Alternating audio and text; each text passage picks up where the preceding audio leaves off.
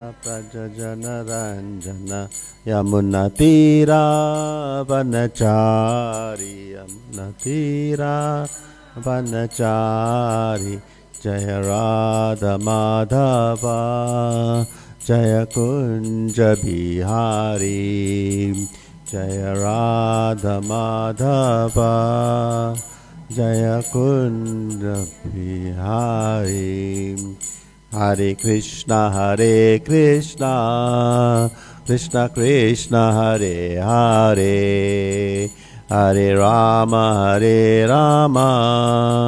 Rama Rama, Hare Hare, Hare Krishna, Krishna Krishna, Hare Hare, Hare Rama, Rama Rama, Hare Hare. Hare Krishna,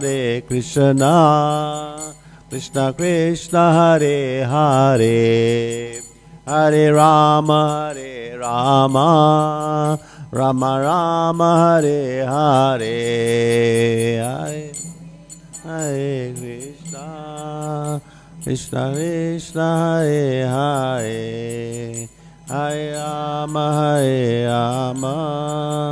Rama Rama, Hare Hare. Jaya Prabhupada, Prabhupada, Prabhupada, Jaya Prabhupada, Jaya Prabhupada.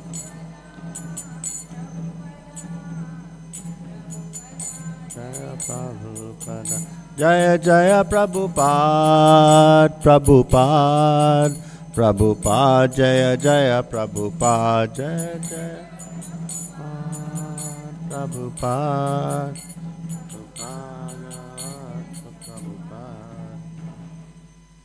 Srila Prabhupada ki Jai, Gaur Premanande.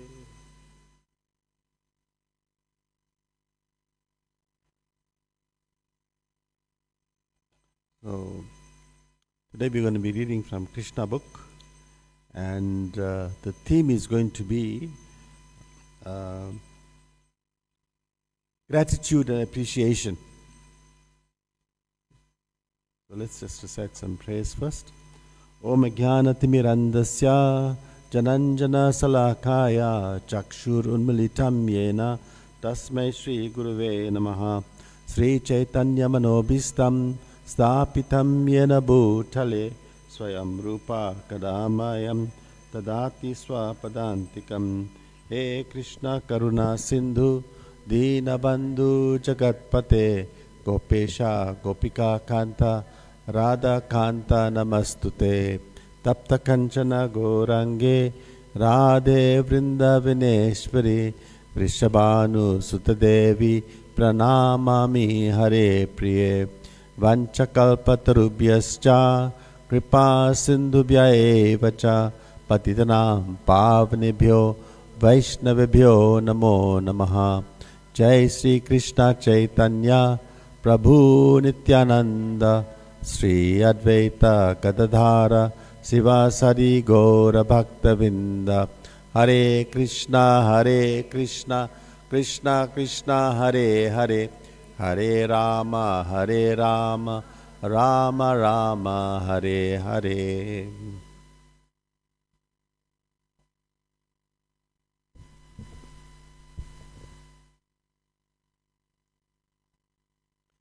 So this is chapter 45, and the title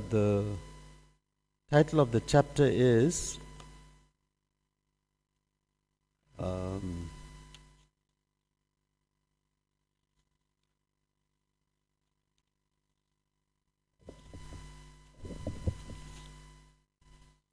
Krishna rescues his teacher's son. So I started off by telling you it's going to be about gratitude. So let's read what is it that gratitude means in terms of the Krishna's and Balaram's pastimes. This chapter describes how Lord Krishna consoled Devaki, Vasudeva and Nanda Maharaj and installed Ugrasena as king. Now you'll recall that Kamsa had his father imprisoned, right? He was a son, but what he did, he wanted to be the king, so he imprisoned his father, and that was Krishna's uncle. And then also Vasudeva and Devaki were also in prison. Only when Krishna killed Kamsa, then only did he come to release these people. It relates all to how Krishna and Balaram completed their education. So when he consoled Devaki, what does it mean? He consoled, he says, look, the thing is, mother, dear father, when you all were in prison, we couldn't have a normal family life because you all were in prison and we were separated like that. Because what happened to Krishna? He was sent to Nanda Maharaj and Yashoda Mai. They looked after him. So they didn't have a family life, as it were. So he is consoling them. He says, look, I'm sorry about that. Never mind, but we are together now. It relates also how Krishna and Balaram completed their education. So now that Kamsa was dead, then things came back to normal, and Krishna and Balaram were able to go to the Gurukul. Noting that his parents, Vasudeva and Devaki, had realized his true position as God, Sri Krishna expanded his Yoga Maya to again make them think of him as their dear child. So Krishna could see that his mother and father were looking at him as God. They had realized that this is not an ordinary child. He's not just our child, he is God. But then Krishna thought, well, this is no good. I can't have my parents thinking that I am God. So he used his mystic power, his Yoga Maya potency, to again put them into illusion, to think that now this is just our son, not God. Right? Then with Balaram, with Lord Balaram, Krishna approached them and said how unhappy he was that he and they had been unable to enjoy the mutual satisfaction of parents and children who lived together. Why? We explained before, because they were in prison and Krishna was with Nanda Maharaj. Then he stated, even in a lifetime of 100 years, this is where this gratitude theme comes in. Even in a lifetime of 100 years, no son can repay the debt he owes to his parents, from whom he receives his very body. So what Krishna is telling them? That even in 100 years we cannot repay that debt. That is the gratitude he feels towards his parents. Just because they are his parents, they're just like God, right? He received his body from them. Any capable son, now this is where it applies to us, right? It doesn't only mean, we're talking about son here, but it could also mean daughters. Any capable son who fails to support his parents, who fails to look after their parents when they are old, to care for them, to love them, to see to it that they have all the necessities that they want, generally just to take care of them. If a son cannot do that, then he will be forced. Now look at the punishment for this, right? In the hereafter, in other words, when he leaves his body, then he's going to be forced to eat his own flesh. That's how dire, that's how bad it is if a son does not look after the parents. Not only that, it goes on a bit further. It talks about the spiritual master, and other people will talk about that just now. Indeed, any person who does not maintain and nourish those under his care. Who are those people under his care? We're talking about that same son now, but any person, It can apply to any person who has to take care of somebody, who is committed to take care of somebody. Who can those people be? Like who? Like children. If somebody has children, then they are obliged to take care of the children. A wife, but they specify chaste wife. Right? Spiritual masters, brahmanas, elderly parents, and so on. So it is our duty, our obligation to take care of all of these people who are related to us in some way or another. So that is our obligation. That is what the purpose of life is. If we don't do that, then that person is simply a living corpse. So does it make sense? A lot of us do that, don't we? We have had parents, some still have parents, and we take care of them, we respect them, right? We pray with them, we laugh with them. All that has to be done. Otherwise, you're just a living corpse if you're not going to interact with them in that way. It was out of fear that we could not serve you. So what is the duty of the son? To serve the parents. But out of fear of Kamsa, when Kamsa was still around, before Krishna killed him, then it was out of fear that we could not serve you. Balaram and Krishna is talking though, we could not serve you because of Kamsa. So now, please forgive us. So they realized that they had done something. Although it was not in their power, it was not the right thing to have done. So now they're saying, please forgive us and let's make amends.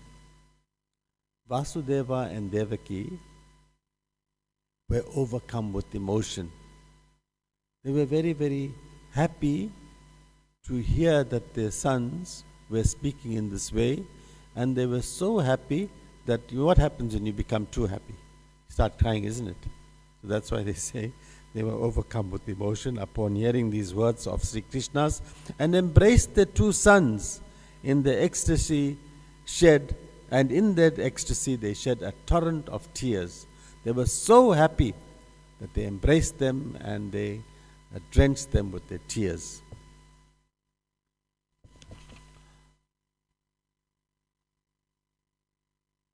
Having thus satisfied his mother and father, Lord Krishna, first he went to his mother and father, right? He said, please forgive me, forgive us for the relationship that we did not have, that we should have had.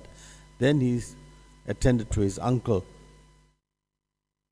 Lord Krishna offered Kamsa's kingdom not to his uncle, to his maternal grandfather. His uncle was Kamsa.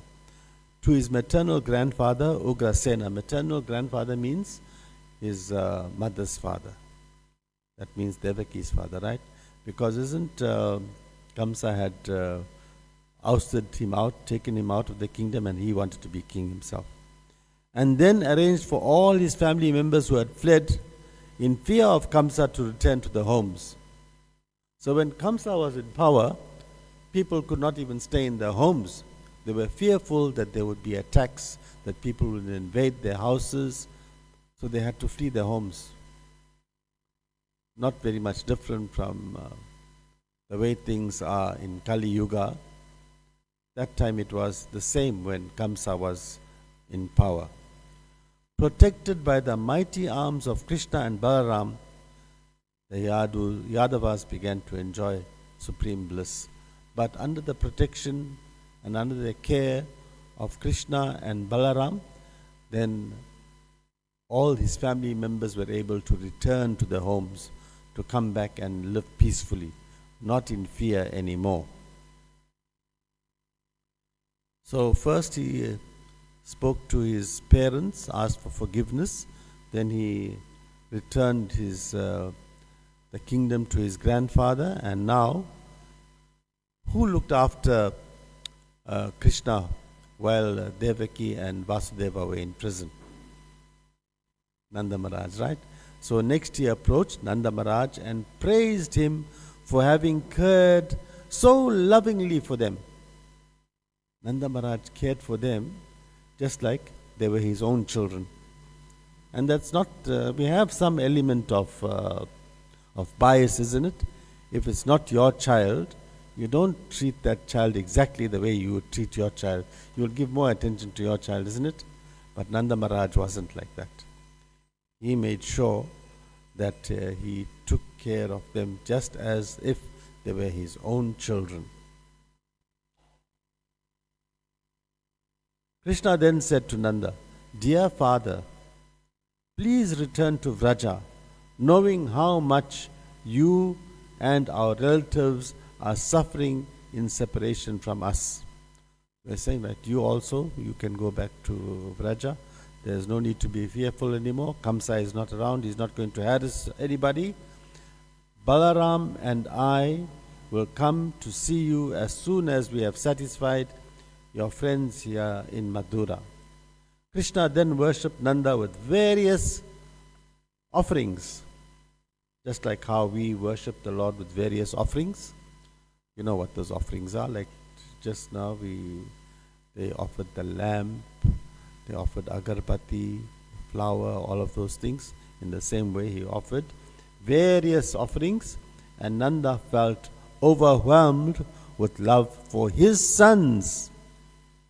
He's taking them to be his sons, right?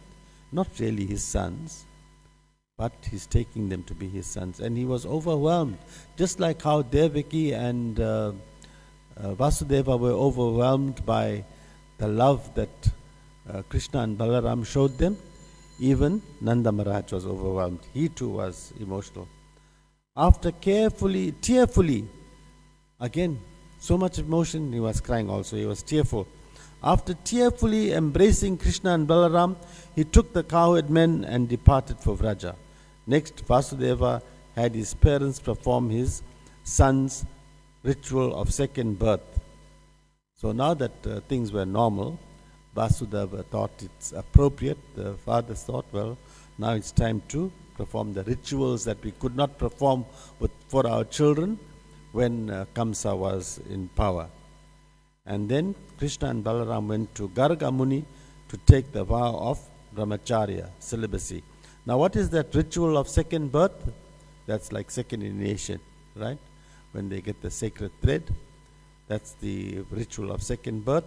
And they also took another vow that they're going to be brahmacharis. Afterward, Krishna and Balaram, though omniscient means they are everywhere. Just like you, if you think about Krishna, then Krishna is with you. You chant the holy names of Krishna, like that, Krishna is with you, right? So that means omniscient. But they desired to reside at the school of the spiritual master, and thus they went to live with Sandipani Muni at Avantipura. That's where they lived. They chose to go to the school to get their education, and they went to live with Sandipani Muni, and the place name was Avantipura. Now we come to an important aspect. We spoke about gratitude. So we are learning from this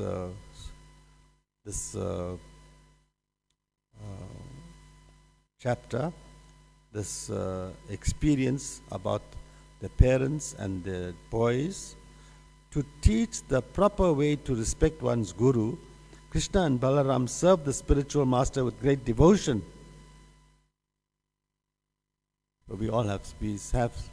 Most of us have spiritual masters. So this is a lesson for us. The spiritual master gives us initiation. He allows us to do certain rituals, and Sri Radharadhanath ki jai, Sri Caitanya Mahaprabhu ki jai, Giri Govardhan ki jai, Gaur Premanande. As they would the deity of the Supreme Lord Himself. So we've heard this before, that you have to worship the spiritual master as good as God. We're not saying that he is God, but he is the representative of God, and therefore he should be worshipped as good as God. So Sandipani Muni, pleased by their service, he was also pleased. So everybody they encounter is pleased. First, his parents Devaki and Vasudeva were so overwhelmed. Then Nanda Maharaj and Yashoda, they were overwhelmed with the worship and with the respect that they showed. And now it's Sandipani Muni as well. So how did he reciprocate? He was the spiritual master, so he imparted to them detailed knowledge of all the Vedas, together with the 6 corollaries and the Upanishads. Right? Krishna and Balaram needed to hear each subject explained only once to assimilate it completely. And thus, in 64 days, they learned the 64 traditional arts. When we were in school, it was not so easy to learn things, right? We had to repeat it many times, we had to write it down sometimes, we had to study. It took many days before we became au fait, before we were familiar with the material that we were studying. But with Krishna and Balaram, they only heard it once and they knew it. How nice if we could do like that, right? Then we'd have so much of knowledge. And not just one, when we go to high school, it's like 6 subjects or 7 subjects. They learned 64 traditional arts, same as subjects. 64. And in 64 days. Only God can do that, right? We can't do that. Imagine if you had to study mathematics, the whole syllabus, and in one day you hear from the morning to the night, from the morning to evening you hear about it, you see how it is done and it's explained to you, and then you just know it in one day. It takes us the whole year, right, to do one aspect of it. So before taking leave of their guru, the 2 lords offered Sandipani Muni any gift he desired. So now, this Sandipani Muni, while working with these boys, while he was imparting knowledge to them, he could understand that they were not ordinary. So when they asked, they said to the Sandipani Muni that, look, any gift in reciprocation now, because you have taught us so nicely, we are prepared to do anything for you. Please ask for anything that you want. So, the wise Sandipani, why is he wise? He's a teacher, and besides that, he knew what power they possessed. He knew they were not ordinary. They were the Supreme Lord themselves. Their amazing prowess, their saintly power, requested. So what did he ask for? His son had died in the ocean at Prabhasa. He drowned. And because he knew the power that these boys had, his request was, please bring back my dead son. Who can bring back the dead? Only God can do that, right? But these boys were so dedicated, and they had this feeling of gratitude that they agreed to do it. Krishna and Balaram, they mounted their chariot and they went to Prabhasa. This is where the ocean was. That's where the boy had drowned, where they approached the shore and were worshipped by the presiding deity of the ocean.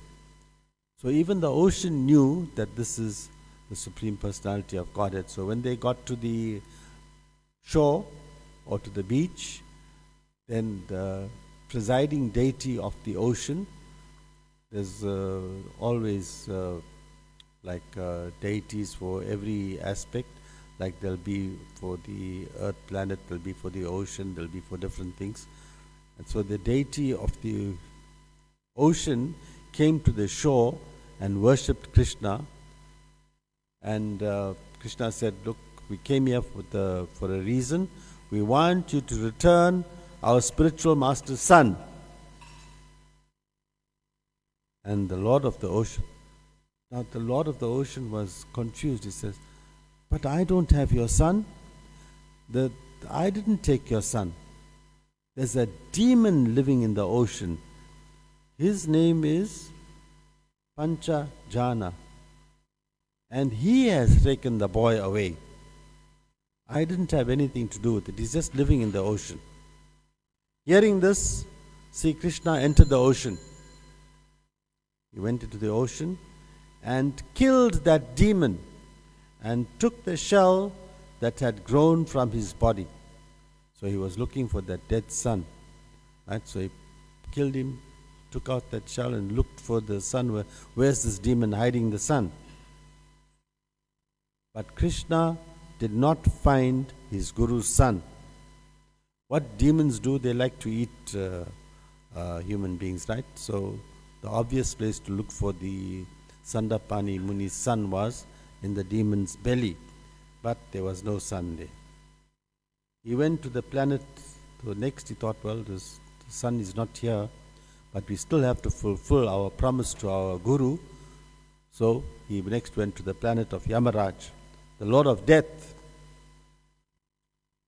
Yamaraj came forward when he heard Krishna blow the conch shell. Krishna carries his conch shell, the Panchajanya, and when he blew that conch shell, then the Yamaraj came and bowed down before Krishna and worshipped him. Lord Krishna then asked Yamaraj for Sandapani Muni's son. Krishna said, I came here for Sandipani Muni's son. And Yamaraj immediately gave him to the two lords. Right? Although Yamaraj is in charge, he is also a lord, but Krishna is the supreme personality of Godhead, so he had to obey what Krishna wanted. Krishna and Balaram then returned to their spiritual master and presented him with his son, requesting him to choose yet another favor. So they fulfilled their promise. Now, Sandapani Muni was intelligent enough to know that if anybody can return anyone from the dead, Krishna can. So that's why he asked for his dead son. And then they told him, can anything else you want? Can ask for another gift? But Sandapani Muni replied that having obtained disciples, he says, if I have disciples like you, all my desires are fulfilled. And he said, okay, I want you all to go back home now.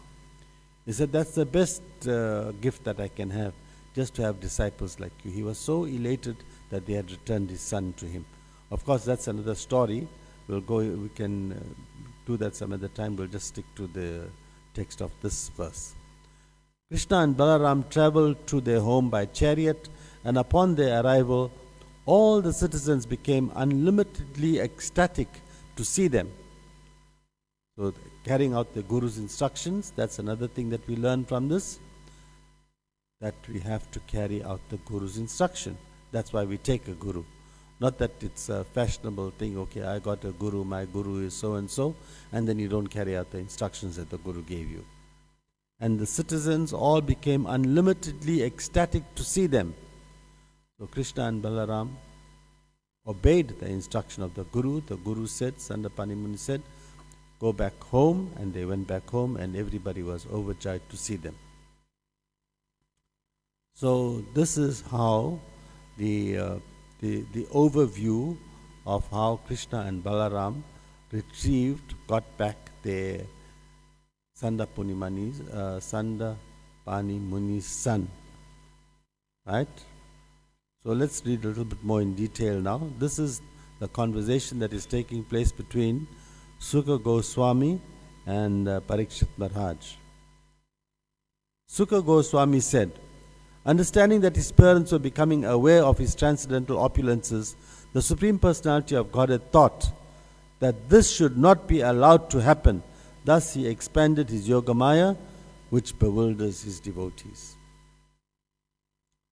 So when we started off, we said that Krishna realized that he didn't want his parents to think of him as God, and they were beginning to understand that this is not our son, this is not an ordinary human being, he is God.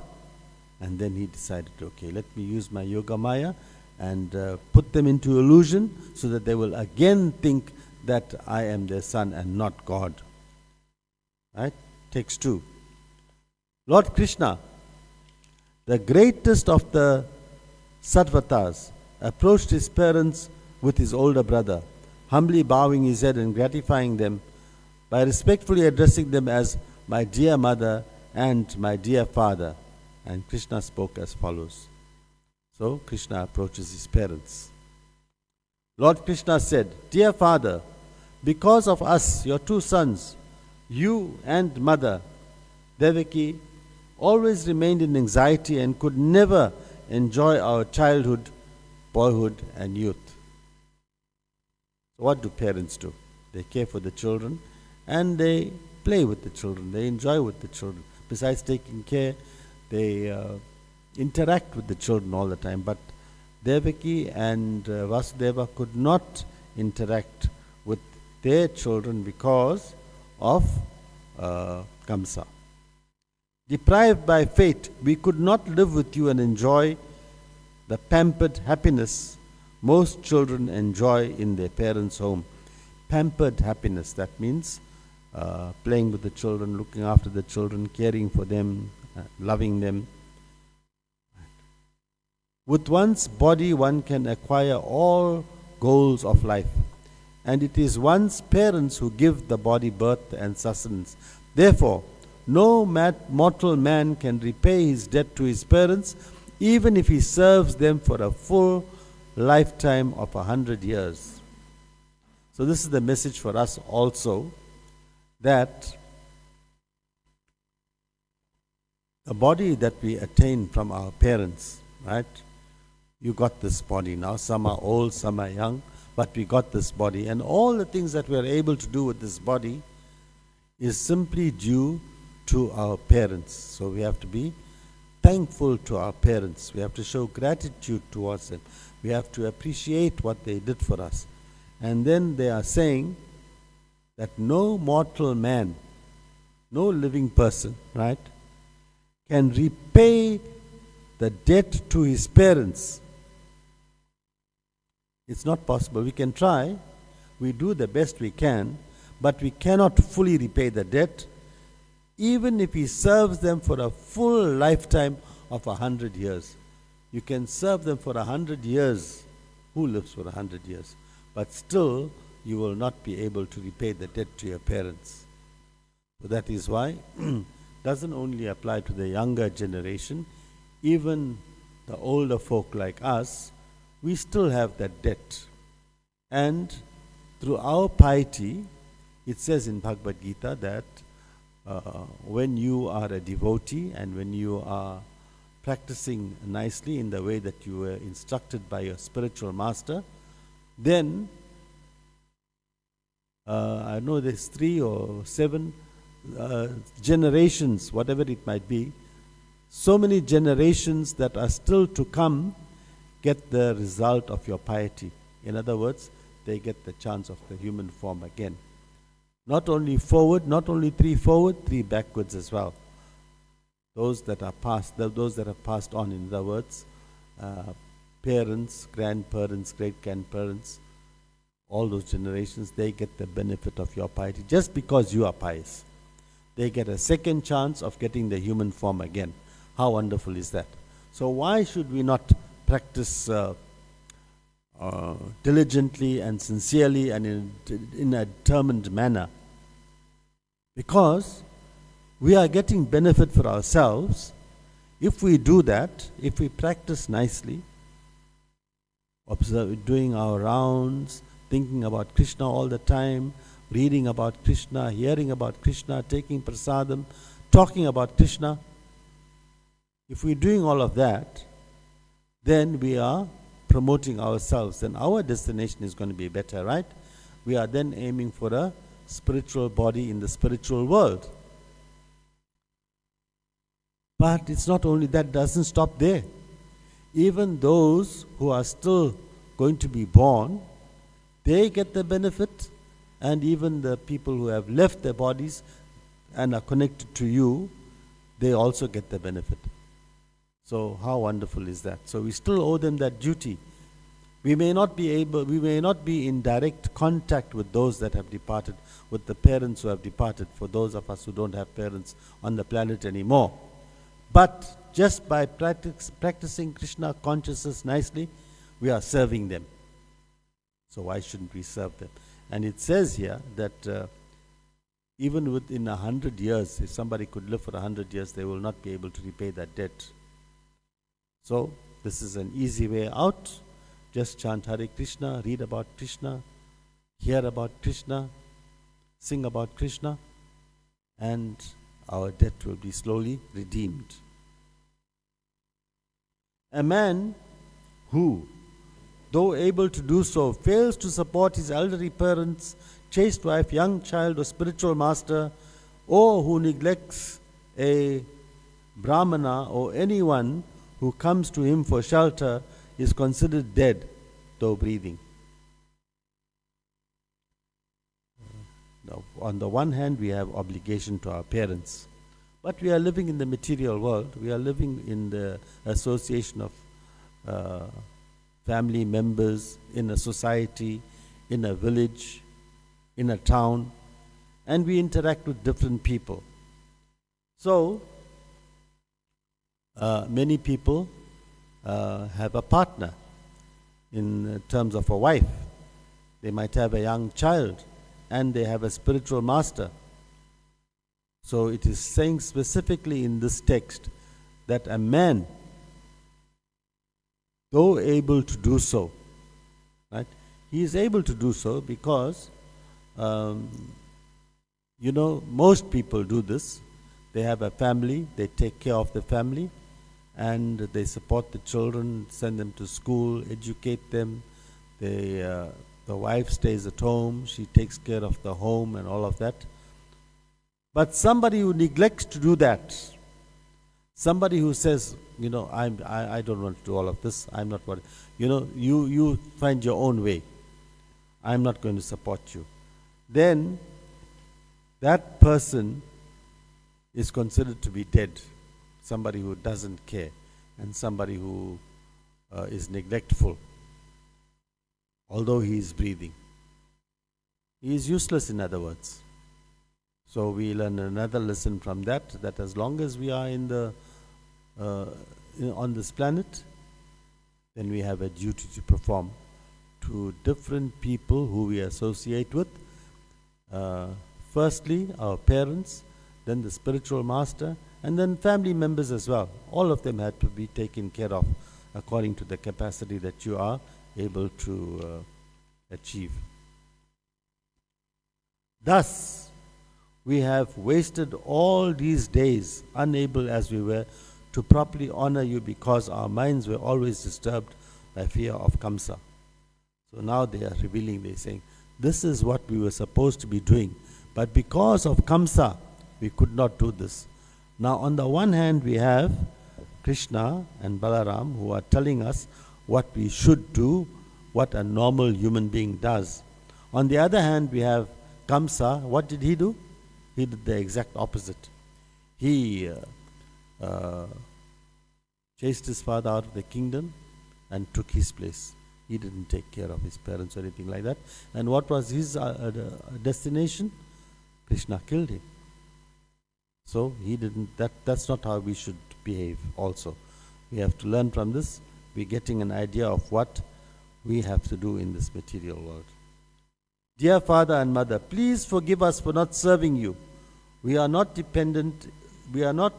independent and have been greatly frustrated by cruel Kamsa.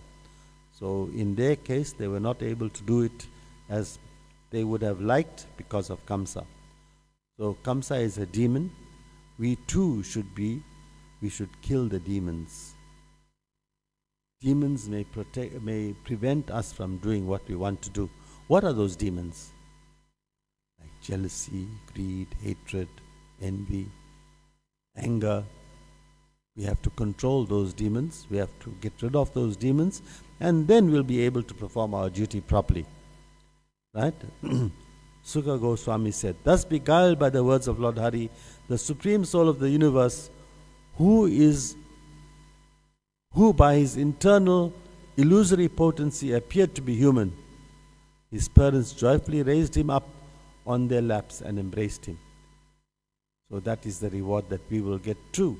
We will get the favor of the Lord. If we do what the Lord instructs, then we will get the favor of the Lord. Isn't that wonderful? So why should we not just carry out the instructions of the spiritual master?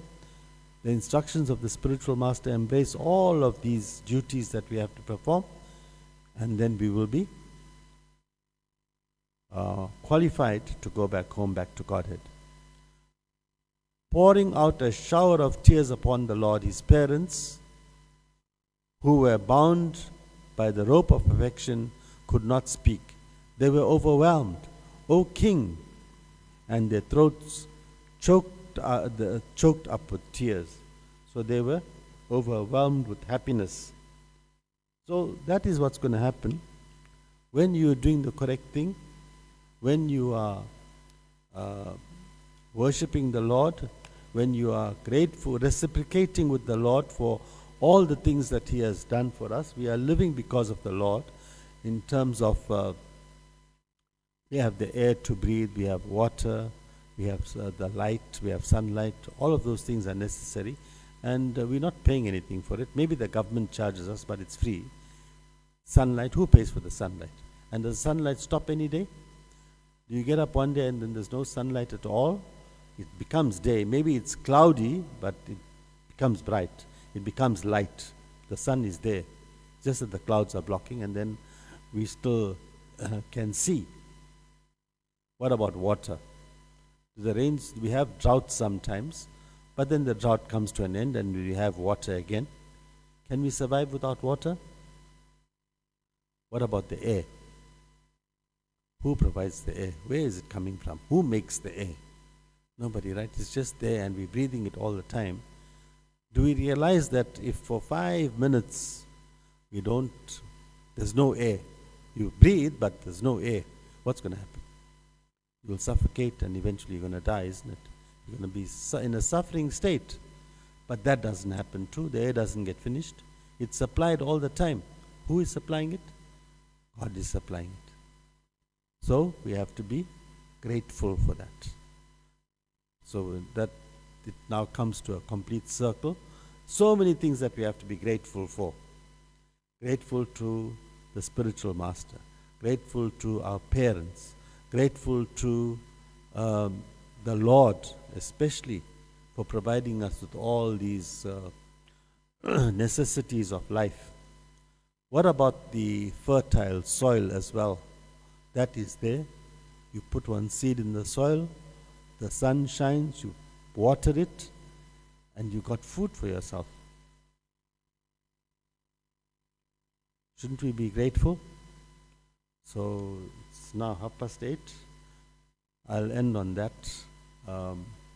note of gratitude. Any comments, any questions? I'll try and answer. Any realization? What do you think about being grateful? Should we be grateful? Is there anything that we need to be grateful for? Do we owe our parents? Yes, Matji.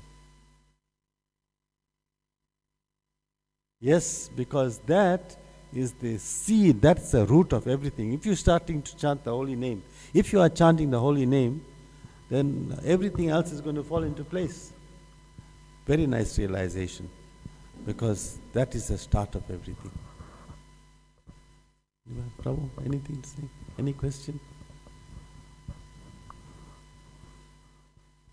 Anybody else? Yes?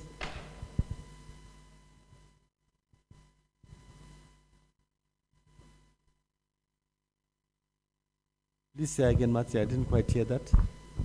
We should be grateful to Srila Prabhupada for all his sacrifices so that we could have this opportunity to practice bhakti. Yes. Just imagine if we didn't have Bhagavad Gita.